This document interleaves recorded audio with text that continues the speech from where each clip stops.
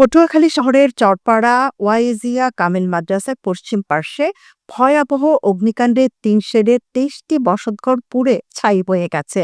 মঙ্গলবার ১১ জানুয়ারি দুপুর ১:৩০টার দিকে এ ভয়াবহ অগ্নিকাণ্ডের ঘটনায় মোতাহার আকন, মোস্তফা আকন, হারুন আকন, মনির আকন, উজ্জ্বল শীল, লিলি বেগম, আবুল রাসেল, হুমায়ুন জসিম, আকলিমা রিয়াজ আকন, পারভিন কোহিনুর বেগম, লুৎফা বেগম, মাকসুদ খলিল খান, জাফর খান, মরিয়ম শ্যামল, সন্ধ্যা, রিনা রানী, সুজনসহ ২৩ বসতঘর ও চায়ের দোকান সম্পূর্ণভাবে ভস্মীভূত হয়েছে বলে প্রত্যক্ষদর্শীদের সূত্রে জানা গেছে।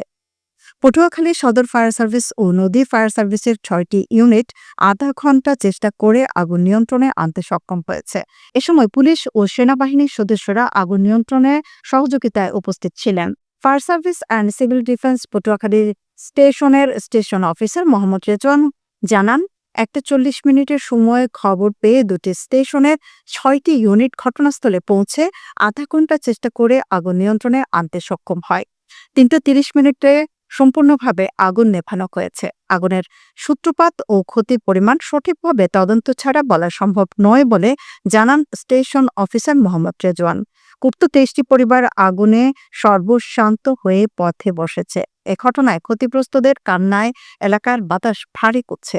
জেলা প্রশাসক আবু হাসনাক মোহাম্মদ আরিফিন ও পৌরসভার কর্তৃপক্ষরা ঘটনাস্থলে পৌঁছে ক্ষয়ক্ষতি নিরূপণ করতে দেখা গেছে।